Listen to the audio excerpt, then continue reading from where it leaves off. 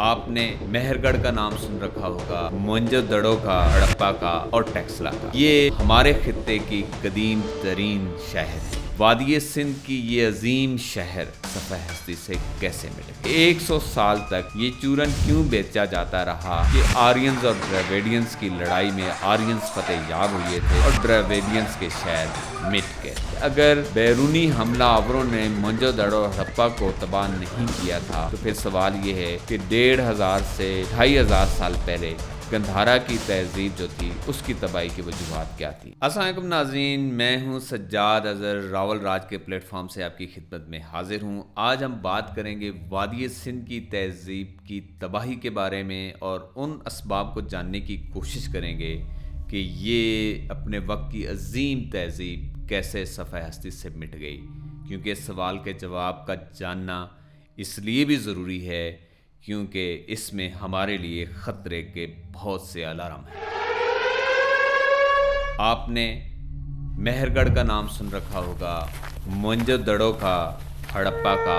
اور ٹیکسلا کا۔ آپ یہ بھی جانتے ہیں کہ یہ ہمارے خطے کی قدیم ترین شہر ہیں اور یہ وادی سندھ کی تہذیب کی علامت ہے۔ اگرچہ ان چاروں شہروں کا جو دورانیہ ہے، وقفہ ہے، وہ ایک زمانہ نہیں ہے بلکہ ان کے درمیان سینکڑوں اور ہزاروں سال کا فرق ہے۔ مہر گڑھ 7 سے 8000 سال پرانا شہر تھا، موئنجو دڑو اور ہڑپا 3.5 سے 4500 سال پہلے کی بات ہے اور ٹیکسلا 1.5 سے 2500 سال پرانی بات ہے۔ اب سوال یہ پیدا ہوتا ہے کہ وادی سندھ کی یہ عظیم شہر اور یہ اپنے وقت کی عظیم تہذیب صفحہ ہستی سے کیسے مٹ گئی؟ ایک عرصے تک ہم یہ سمجھتے رہے ہیں کہ آرینز جو وسط ایشیا سے آئے تھے، منگولیا کے میدانوں سے اٹھے تھے، انہوں نے ہندوستان پہ حملہ کیا اور وادی سندھ کے تہذیب و تمدن کو تخت و تاراج کر دیا۔ موئنجو دڑو اور ہڑپا جو اپنے وقت کے عظیم شہری تہذیب کی علامت تھے، جن کی تجارت مصر اور وادی جورڈن تک پھیلی ہوئی تھی، پھر وہ یکلخت صفحہ ہستی سے مٹ گئے۔ ہم یہ جانتے ہیں، ہمیں بتایا جاتا ہے کہ ان شہروں کی تباہی کے پیچھے آرینز کا ہاتھ تھا۔ 100 سال تک ہم یہ اس سٹوری پہ، اس تھیوری پہ بلیو کرتے رہے، لیکن اب جدید سائنسی ریسرچ نے اس تھیوری کو یکسر رد کر کے رکھ دیا ہے اور اس کے مقابلے میں ایک نئی تھیوری پیش کی ہے۔ 1 مہینے پہلے نامور سائنسی جریدے نیچر کے اندر ایک بڑی حیران کن تحقیقی رپورٹ سامنے آئی ہے اور اس رپورٹ میں یہ بتایا گیا ہے کہ 3.5 سے 4500 سال کے دوران موئنجو دڑو اور ہڑپا کی تہذیب کیسے تباہ ہوئی تھی۔ اس رپورٹ میں واضح طور پہ بتایا گیا ہے کہ یہاں کے کھنڈرات میں، باقیات میں اور جو دیگر تجزیے کیے گئے ہیں اس میں کہیں بھی کسی بھی بیرونی حملے کی، جنگ و جدل کے اور بڑے پیمانے پہ ہلاکتوں کے شواہد نہیں ہیں، جس سے یہ قیاس کیا جا سکتا ہے کہ اس کے سبب کچھ اور تھا۔ پھر سوال یہ بھی پیدا ہوتا ہے کہ 100 سال تک یہ تھیوری کیوں بیچی جاتی رہی، یہ چورن کیوں بیچا جاتا رہا کہ آرینز اور ڈراویڈینز کی لڑائی میں آرینز فتح یاب ہوئے تھے اور ڈراویڈینز کے شہر مٹ گئے۔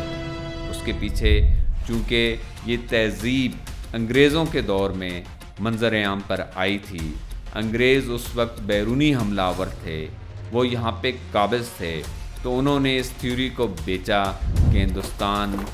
جو ہے وہ ہمیشہ بیرونی حملہ آوروں کے رحم و کرم پر رہا ہے اور اس کی تہذیب کے پیچھے بیرونی حملہ آور ہی ہے۔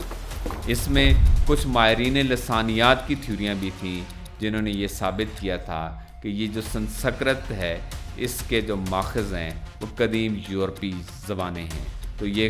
اخذ کر لیا گیا کہ شاید جو ہے وہ وہاں سے حملہ آور آئے تھے۔ لیکن اب جدید جو سائنسی نظریات ہیں وہ ہمیں کچھ اور بتاتے ہیں۔ وہ یہ بتاتے ہیں کہ اس تہذیب کے مٹنے کی وجہ بیرونی حملہ آور نہیں تھے، بلکہ اس کی وجہ موسمیاتی تبدیلی اور उस रिपोर्ट के अंदर जो नेचर में शाया हुई है, ये बताया गया है कि 1000 साल तक मौसमियाती तब्दीलियाँ, यानी 4500 साल से 3500 साल के दरमियान पहले ये मौसमियाती तब्दीलियाँ आईं। शुरू में बारिशें बहुत शदीद हुईं, सैलाब आए, और फिर ऐसा हुआ कि बारिशें रुक गईं, कहत आ गए, और यहाँ पे कम अज़ कम 4 बड़े कहत साली के अतवार आए, जिनमें से एक कहत का दौर 85 साल पे मुहित था और दूसरा 110 साल पे मुहित था। इस कहत का मुकाबला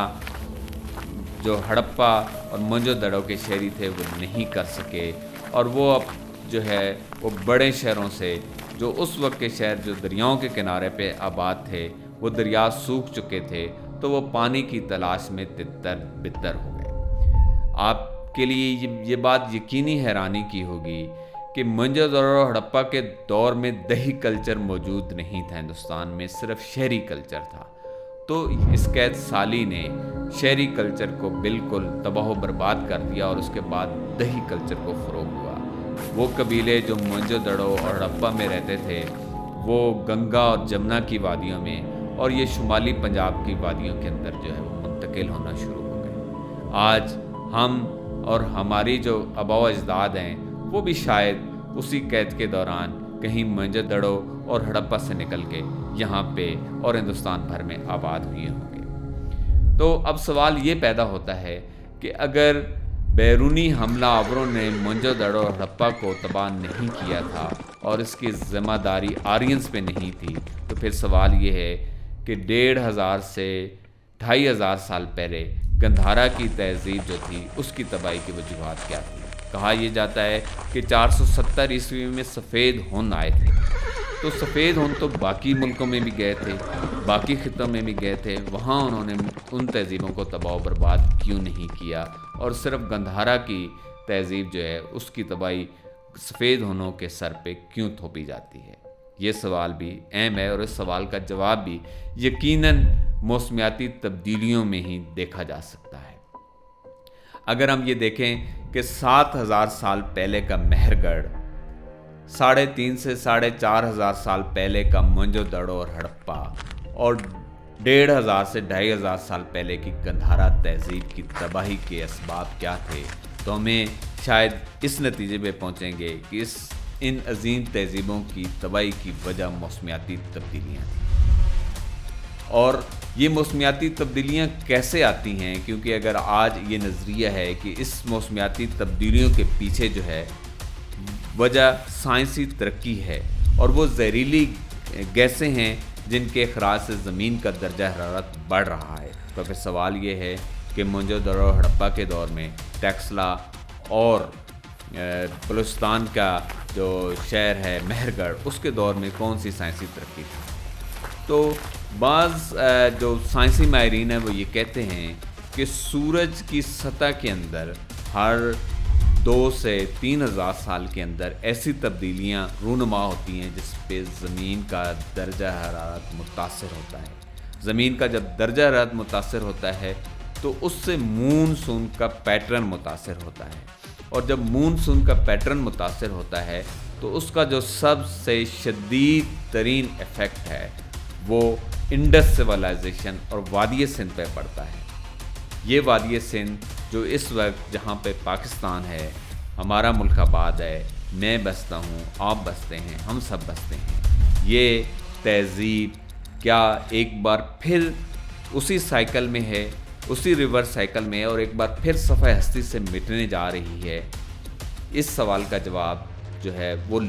आना और लिया जाना बहुत ज़रूरी है। अगर हम शवाहिद को देखते हैं तो बताया जाता है कि पिछले 100 साल में यहाँ पे 1.5 सेंटीग्रेड का टेम्परेचर बढ़ा है। उस 1.5 सेंटीग्रेड के टेम्परेचर बढ़ने की वजह से यहाँ पे जो 13,000 से ज़ायद ग्लेशियर्स हैं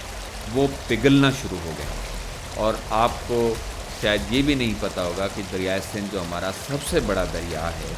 उसके बहाव में ग्लेशियर्स का किरदार 60 से 70% है। और अगर ग्लेशियर इसी रफ्तार से पिघलते रहे और अगर इसी रफ्तार से दर्जा हरारत भी बढ़ता रहा,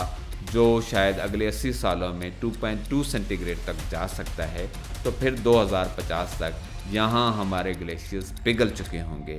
ज़्यादातर पिघल चुके होंगे और फिर दरिया वैसे ही खुश्क हो चुके होंगे जैसे मोहनजोदड़ो और हड़प्पा के वक्त हुए थे। अगर ऐसा हो जाता है तो सोचें, जो आबादी आज 25 करोड़ है, ये 2050 में 50 करोड़ से ज़्यादा हो चुकी होगी। तो इसके लिए फूड सिक्योरिटी आइंदा आने वाले 25 सालों में कितना बड़ा इशू बनने जा रही है। ये जो आप सैलाब देख रहे हैं, ये जो आप खुश्क सालियाँ देख रहे हैं, ये जो आप सर्दियों का कम से कम होता हुआ दौरानिया और गर्मियों का बढ़ता हुआ दौरानिया देख रहे हैं, ये बहुत अलार्मिंग है और हमें बिल्कुल उसी तरफ लेके जा रहा है जिस तरफ 3.5 से 4,500 साल पहले मोहनजोदड़ो हड़प्पा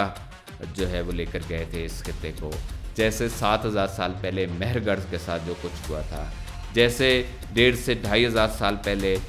गंधारा के साथ हुआ था। पाकिस्तान की जो मौजूदा सिविलाइजेशन है वो भी उसी रिवर्स साइकिल के अंदर जा रही है। अब हमें ये सोचना है और ये देखना है कि हम इस खतरे को कैसे कम से कम कर सकते हैं।